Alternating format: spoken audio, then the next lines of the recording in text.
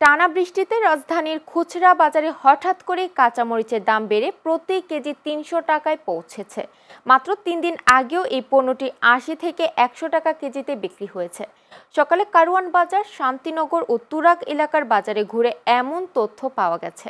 পাইকারি বাজারে কাঁচামরিচ মান ভেদে বিক্রি হচ্ছে ১৮০ থেকে ২৪০ টাকা কেজিতে, যা খুচরায় পৌঁছে যাচ্ছে ২৫০ থেকে ৩০০ টাকায়। পাড়া মহল্লার দোকানে দাম আরও বেশি। ব্যবসায়ীরা জানান, টানা বৃষ্টি ও দেশের বিভিন্ন স্থানে বন্যার কারণে কাঁচা মরিচ সহ সবজির ক্ষেত ব্যাপকভাবে ক্ষতিগ্রস্ত হয়েছে, ফলে সরবরাহ সংকটে দাম বেড়ে গেছে। অন্যদিকে সবজির পাশাপাশি ধনেপাতার দামও বেড়েছে। ১০০ গ্রাম ধনেপাতা এখন বিক্রি হচ্ছে ৩০ থেকে ৪০ টাকায়, যা কয়েকদিন আগেও ছিল মাত্র ২০ টাকা। তবে মাছ মাংসের দাম অপরিবর্তিত রয়েছে। সবজির বাজারে তো গত সপ্তাহ থেকে প্রতিটা সবজিতে দেখলাম যে ১৫ থেকে ২০ টাকা করে বেশি দাম চাচ্ছে।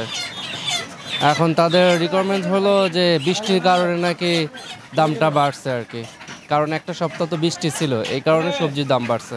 গত সপ্তাহ থেকে মরিচের কেজি আপনার নর্মালি ১০০ টাকা বাড়ছে, ধনিয়া পাতায় বাড়ছে ৫০ টাকা, তারপরে আপনার সব মালে মোটামুটি কেজিতে ১০ টাকা ২০ টাকা বেশ।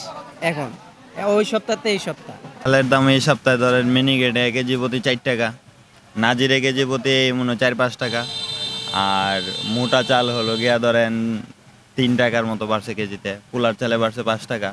সব চালের বাজারে মোটামুটি ৪-৫ টাকা বিক্রি। কারণটা হলো গিয়া বৃষ্টি টিষ্টির কারণ, আর হলো গিয়া চাল ওই যে বন্যা হয়েছিল না, ওই কারণে এবার চালের দামটা একটু বেশি। আগের চেয়ে দাম কমছে, ৩০ টাকা কেজিতে দাম কমছে। আগে তো ছিল ৭৮০ ঈদের আগে, এখন হচ্ছে ৭৫০। আর গরু সব অরিজিনাল দেশি ষাঁড় গরু না, এখন চাহিদা কম লোকজনের ঘরে। এখন তো ফ্রিজে সবার ঘরে ঘরে গোস্তের দাম এখন কম।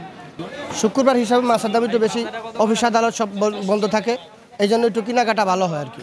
গত সপ্তাহ থেকে এই সপ্তাহ পার কেজিতে ৭০ টাকা ৮০ টাকা ১০০ টাকা বাড়তে আর কি।